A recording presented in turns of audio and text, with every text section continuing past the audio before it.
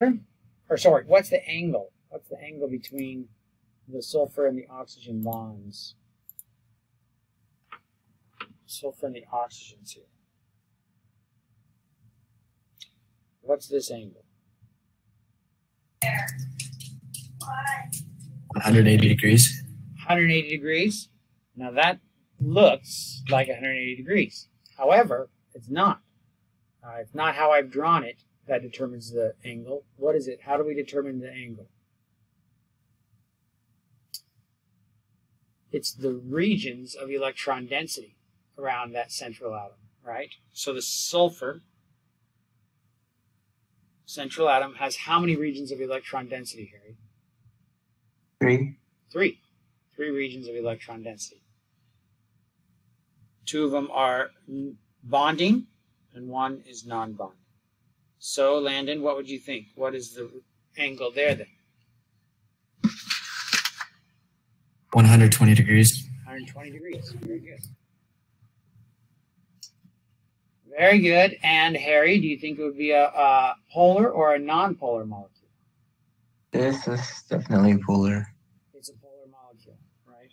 We got a misshapen molecule with more electron density down by the oxygens. Very good. How about PFCl4? PFCl4. Can you think about, we just drew PCl5, I feel like. Didn't we just draw PCl5 a few moments ago? You said it was a trigonal bipyramidal shape. What about PFCl4? Do you think it would be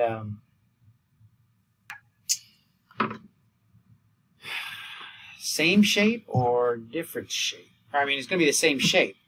Do you think it's going to end up being a polar molecule or a non-polar molecule? Should we try to draw it here? Phosphorus in the middle. 4 chlorines and 1 fluorine. That means we have 5 bonding regions. All right.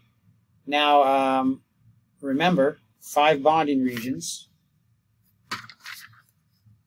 ends up looking something like this. Central atom. And then we have axial atoms, and then we have 3 equatorial atoms. Now, we have to assign chlorines and 1 fluorine. What do you think is, or which atom is larger, Harry? A chlorine atom or a fluorine atom? Larger in what aspect? In the size of the atom. Is that something? A chlorine or what? Fluorine? Fluorine, yeah. Wouldn't a fluorine be bigger? No. As we move down the periodic table, we get larger because, if you remember, the electron configuration for fluorine is helium, 2s2, 2p6, 5, whereas the electronic configuration for chlorine is neon, 3s2, 3p5. So, same number of valence electrons, but there's more electrons in the middle, in the core, and we're in the 3rd shell here. So chlorine is going to be bigger. So where is chlorine going to want to be? Is it going to want to be on the axial ligand or an equatorial ligand? What do you think, Harry? It's gonna want to be on the bigger one. I forgot which one it was. Is it the axial? Okay, we can actually look and try to determine who has more space or fewer neighbors nearby, right? This axial location has how many neighbors nearby? 3. 3, and they're all how far away? 90 degrees. 90 degrees. An equatorial region has how many neighbors?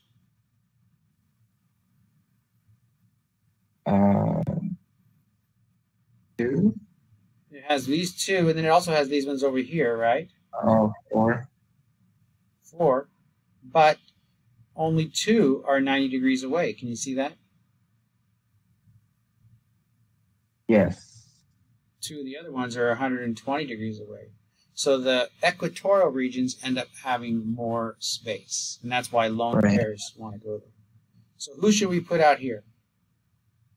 Chlorine. The chlorine. Cl. Is that what you said? Yeah. Yeah, because it takes up more space. So the resulting molecule is going to look like that. Is that going to be a polar compound? It is going to be a polar compound because even though there's symmetry here, there's not, in shape, there's not symmetry in electron density. The electron density is going to be drawn up towards this fluorine here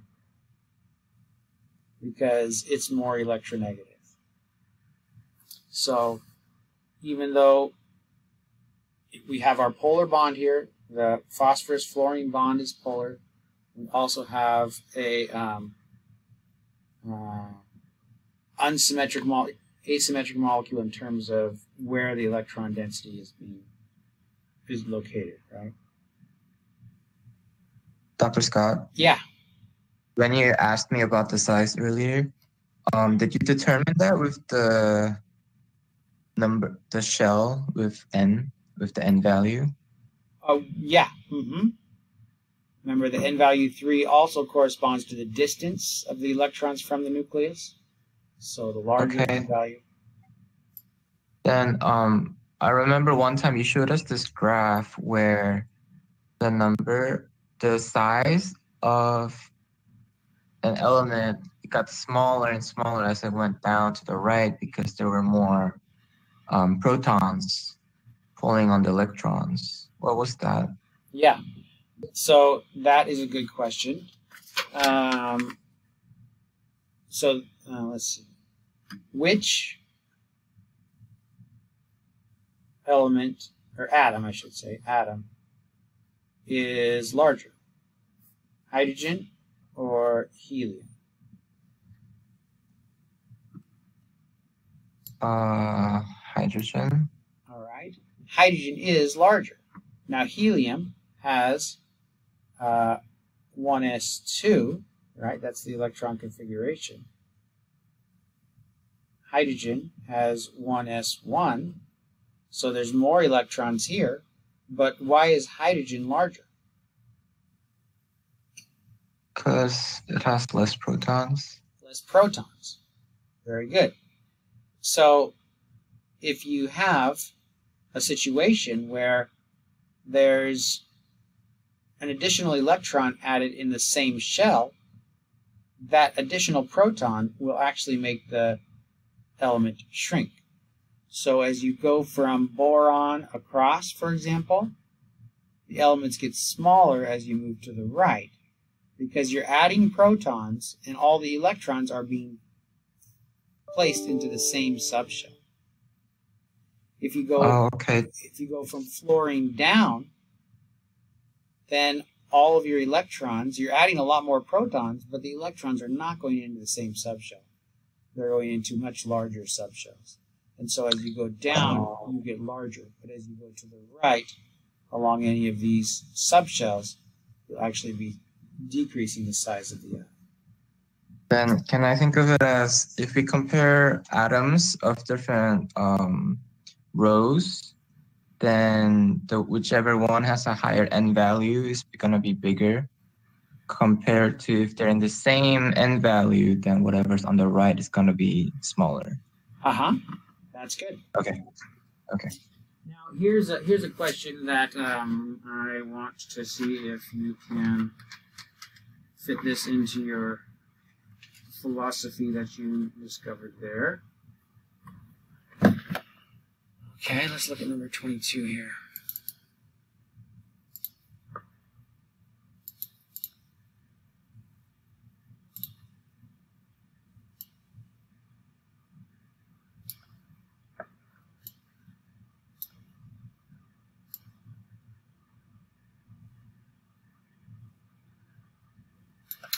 All right. which of these ions has the smallest radius, or is the smallest? Which of these ions is the smallest? Does your philosophy help you still? Your understanding? Yeah, hang on a second. Let me take a look. Smallest.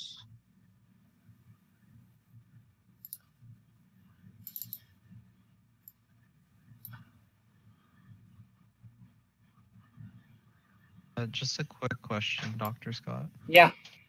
So, like, does the electron get like smaller when it goes down the periodic table, or does it get bigger? The elements? Yeah. Yeah, the or elements. The atom. What's that? Oh, never mind. Sorry. What do you mean? You got it? You figured it out? Oh no, like I kind of interrupted what you were saying, so like I was like, oh, my bad. Okay. So the atoms, as you go from fluorine down to iodine, these atoms get larger as you go down this way. Was that your question, James? Yeah. Yeah. And the way we can remember that is because the N value for the outer shell electrons is larger. And that N value corresponds to energy and to distance from the atom. But as you go across in a subshell, from carbon to neon, for example, the atom actually gets smaller. Because although you're adding more electrons, you might say more electrons is going to get bigger and bigger and bigger. But we know that the electrons are actually filling in p orbitals within the same subshell. So they're not expanding at all. In fact, each time you add an electron in these elements, you're also adding a proton. And because the electrons are going into the same subshell, the atoms actually shrink in size as you go from boron or across a subshell. Scandium to zinc, our atoms also decrease in size across those subshells. So, looking at this one, James, the question here, number 22, what do you think? Are we, which one of these is the smaller species? Any ideas, Harry? Yeah, it's A. You think so? Why do you think that? Because all of them have 10 electrons, but aluminum is the only one with the largest amount of protons, so it has the strongest pull. All right, very good. Aluminum with a +3 charge has not 13 electrons, but 10, right? Yep. Sodium with a +1 charge, also 10. Fluorine with a -1 charge, 10. Oxygen with a -2 charge, 10. So they all have 10 electrons. But aluminum has the highest number of protons. So it's going to be the smallest. Very good. How about this one? Which is larger, lead or the lead ion?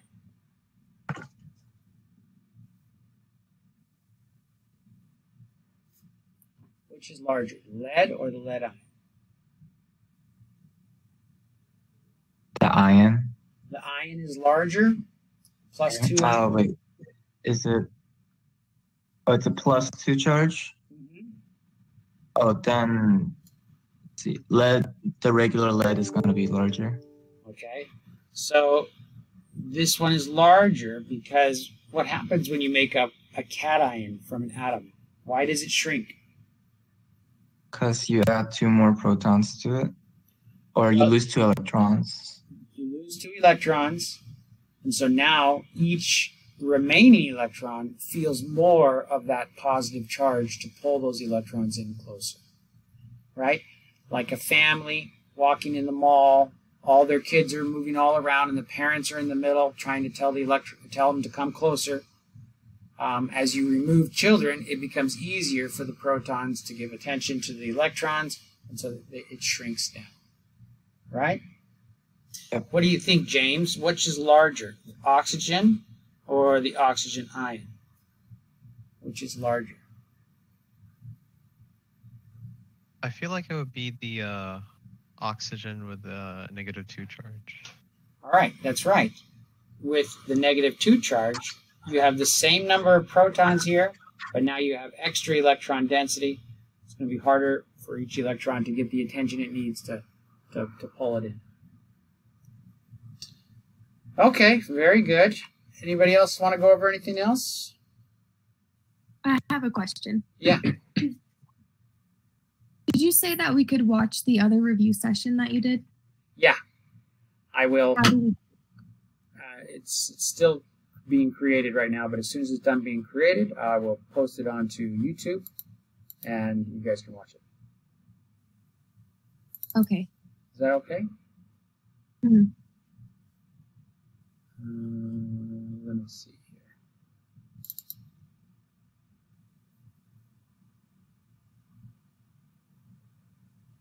here. Okay. Yeah. Good. So it's actually done being created now, and so I can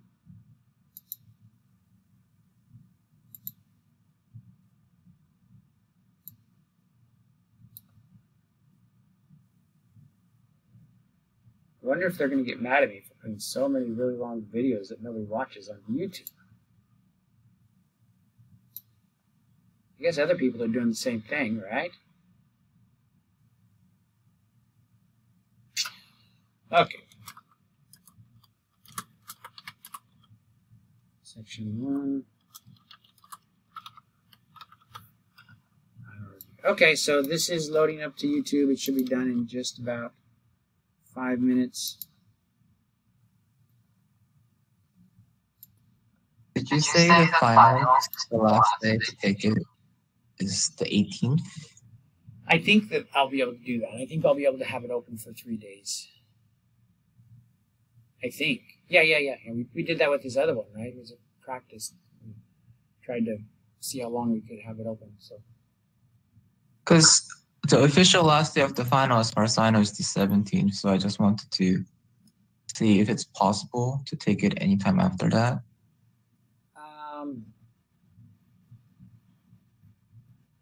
I think it's okay. I'm not positive.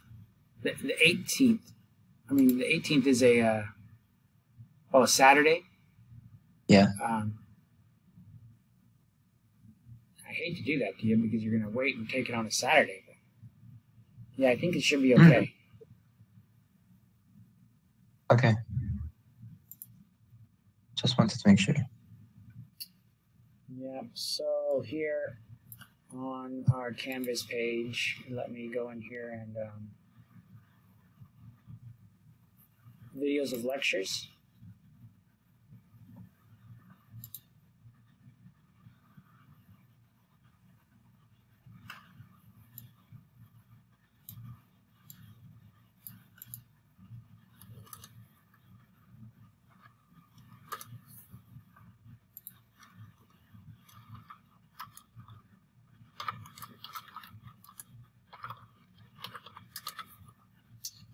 Okay, so there is a link there to another final review that we just did before this one. Okay, it will be ready. It's still almost done loading, not quite done loading yet. Okay. Do you know if they are still doing online tutoring? I believe so. Did you hear anything otherwise, or? No. Do we have to sign up or do we just get on? I think I'll send Michaela an email and say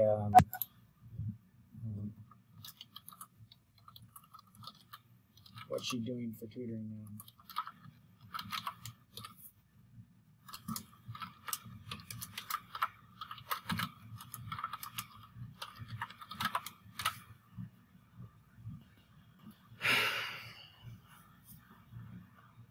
If you have any specific questions, you can also just email me, and if you want to get into a conference like this, we can get into a conference and answer those questions. Okay. Let's see. Oh my goodness.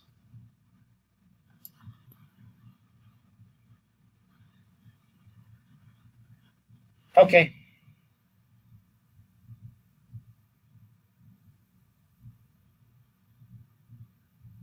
Any other questions?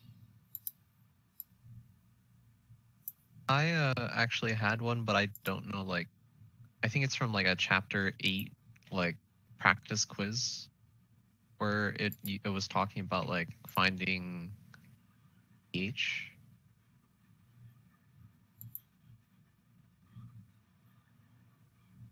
Finding H. Oh, delta H. Yeah. Okay. Let's see if we can.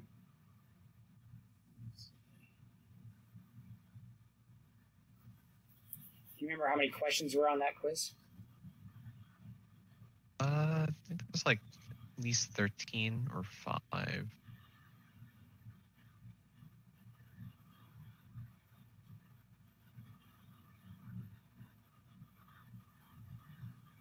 Could it have been 6?